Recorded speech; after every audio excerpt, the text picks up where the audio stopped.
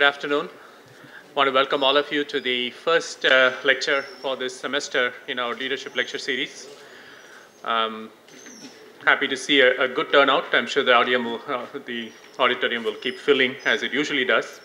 But our speaker has a time constraint. He has to catch a fairly early flight this evening, so I'm going to get the lecture started. Our speaker today is Prasad Setty. He is Vice President of People Analytics and Compensation at Google. He has a BTech in Chemical Engineering from IIT Madras, 1992. He has an MS in Chemical Engineering from Carnegie Mellon and an MBA from Wharton. Prasad, before joining Google, was VP of Workforce Analytics at Capital One. Before that, he was a consultant with McKinsey and Company in Washington, D.C. He has done a lot of things in his career, and I'm sure he will talk about them, so I won't take up any more time. Prasad.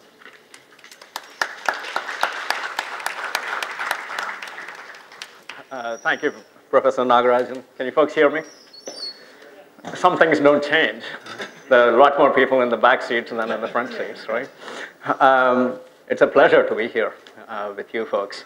I graduated, as Professor Nagarajan said, from IITM 20 years back. 20 years back. Or as I tend to think of it, the time of my life when I was half as young and twice as stupid. You know, some people complain about aging, but every gray hair I grow, I feel like I'm getting less stupid. So I'm really welcoming it. And surprisingly, the gray hair has grown a lot more once I got married. So my wife is responsible for making me less and less stupid every day. Anyway, I could talk to you about the virtues of marriage all day long. But I thought I'd spend some time talking to you about two things. One is when Professor Nagarajan asked me, what is it that you want to talk about? I said, well, let me give them my own story.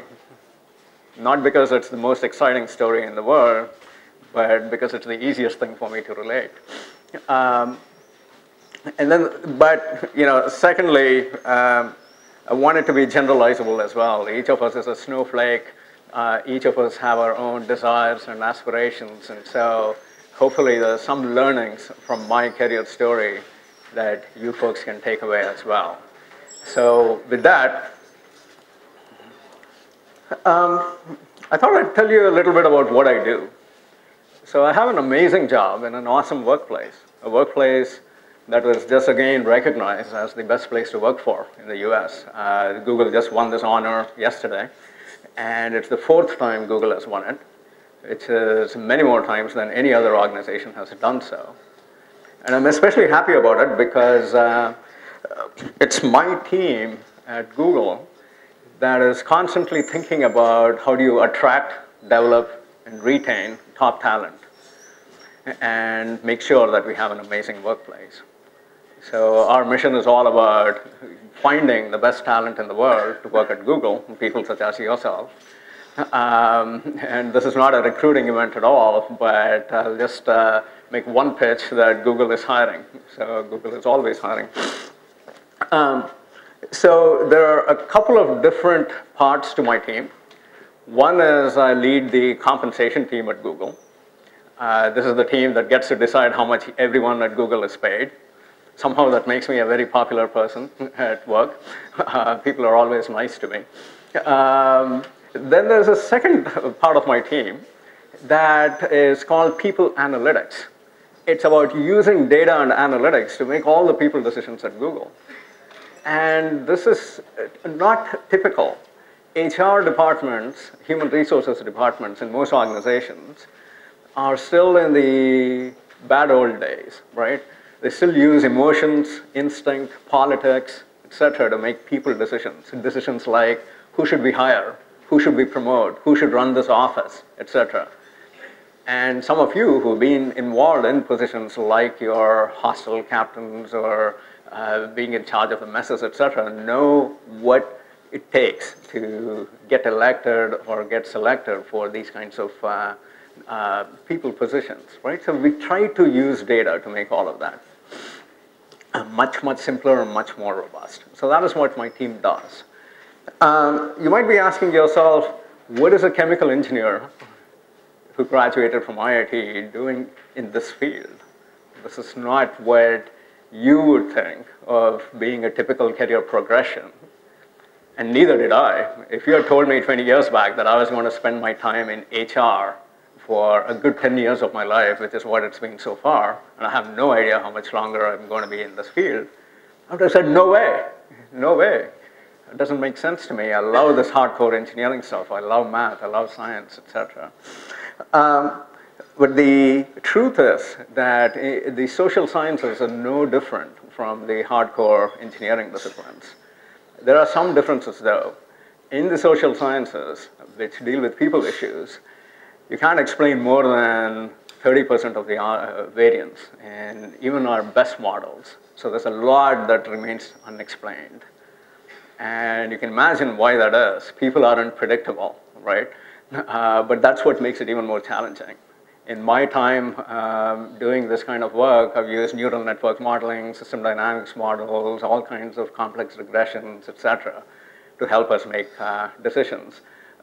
In fact, this is one of the models that my team built very early on to describe what drives an individual's performance. We could spend an entire hour going through this model and trying to figure out exactly what are the variables that influence whether someone is going to be successful at Google or not. But that is besides the point of this story. I really want to dive into the career decisions that I made. And in hindsight, it's very easy to connect the dots, right? In hindsight, it's all easy to say, this is the path that we each took. But I want to take you through each of the decisions that I made in my life to illustrate to you some of the things that you probably will face over the next 20 years as well, and to allow you an insight into one person's decision making at least. In some cases, they were informed decisions. In some cases, they were very poor decisions, right? But I want to be open and honest and transparent with you because that is life. That is the life that all of us experience. So it's been a very long and winding road for me to get to where I am. And in that time, I've done all kinds of interesting work, some of which you'll see out here, some of which I'll explain. And I've collected all kinds of brand names to my portfolio, starting with IIT, of course. And this remains, to this day, one of the strongest foundations that's helped me in my career. So the first decision that I had to make, that I wanted to talk to you about, is probably something that you all had to do as well in the recent past, which is the decision to join IIT, right? So in my case, I grew up in Bangalore. When I was in 11th grade and trying to think about a future in engineering because I liked math and I liked science, my sister came to me one day and said, hey, there are these institutes called the IITs, and apparently they're supposed to be very good, so you should apply to them.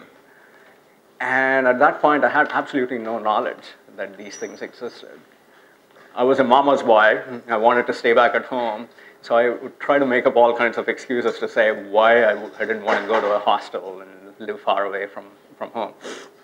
So I'd say, you know, oh, they only offer BTechs, I want a BE, and all kinds of random things like that. And despite that, they saw through it, and they made sure that I studied well enough for the JEE. And even though I didn't think that I did well in either physics, chemistry, or math, I was AIR 625 at that time. My dad was very clear that he was willing to let me go outside the house, but only as far as Chennai. So that was the only IIT I could go to if I wanted to do so. I had the 34th rank in the state of Karnataka's common entrance exam. And in 11th and 12th, I had studied quite a few programming languages, which are probably all dead by now. But you know, I was very interested in computer science. So the question for me was, did I want to come to the IIT, study chemical engineering, because that is what my rank would have got me out here? Or should I study computer science in one of the best colleges, I guess, in Bangalore, which I would have been able to get? So I'm sure some of you had to make similar choices like that, right? Similar decisions. So in my case, what finally tipped my decision to join IIT was really the selectivity right? It wasn't my love of chemical engineering. I didn't care for chemistry when I was in 11th or 12th. It was really the fact that there was an opportunity out here that was so limited that it seemed strange not to make the best use of it. And that's what drove my decision, right, to come out here. And, was it a perfect decision? I don't know what else I could have done, right? But I loved my time out here. The first year was surely rough, between some ragging, which I'm sure doesn't exist anymore, between mess food, and between finding out that there were hundreds of people who were much smarter than I am. It wasn't a great introduction to being away from home, but it was, over time, I developed amazing friendships. I learned to live on my own. I learned to figure out what was important for me. And this place became the foundation for all the other things that I did in the rest of my life. So that was the IIT story. I don't know whether you folks recall this location, but this is, I think, what you call Gurunath these days. It used to be called TS School Paradise at that time. And its claim to fame was there was a coffee machine in there. And you'd have to buy a token to get a coffee from the dispenser. But apparently, we were too dumb to insert the token ourselves. So there was a guy who would stand right in front of the coffee machine. And his only job was to take the token from your hand and insert it into the coffee machine. So that is where I spent most of my time when I was at IIT instead of studying.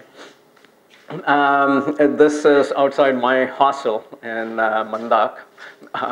20 years back, the paint has changed. I just went out there and I saw my room. The guy who lives out there said it's too messy, so he didn't want me to take a look at the room. I convinced him that it was equally messy 20 years back, so he shouldn't feel worried about it.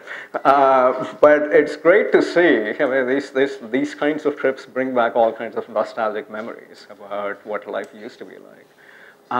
It was a phenomenal time that I had out here, and I'm sure all of you are treasuring every moment out here, and I fully encourage you to do so. So at the end of my 4 years at IIT, there was the next decision to be made, which is what next? What should I do? I come from a business family, and so at some point I always had an interest in entrepreneurship, and I thought I should try and start something on my own. I thought maybe I should go to business school, get an MBA, and of course the peer pressure was all about going to grad school. I was told by Professor Nagarajan and Professor Bhaskar that that's changed over the last 20 years, right? The draw of the US and other foreign educational institutions is not as high as it used to be in my class. So I applied to several US universities, and it was a system very similar to, I'm guessing, what you are used to today. Depending on your rank in the class, you get to figure out which universities you top at, and so on. And so I got into Carnegie Mellon with a full fellowship. They even paid me $1,000 for my airfare to go from from India to the US. I also took the CAT, so I got through to IIM Bangalore. And so I had to make a decision. Did I want to stay back out here and get my MBA, or did I want to go to the US? And this was a decision that was completely informed at the end by the herd mentality, right? I'm not,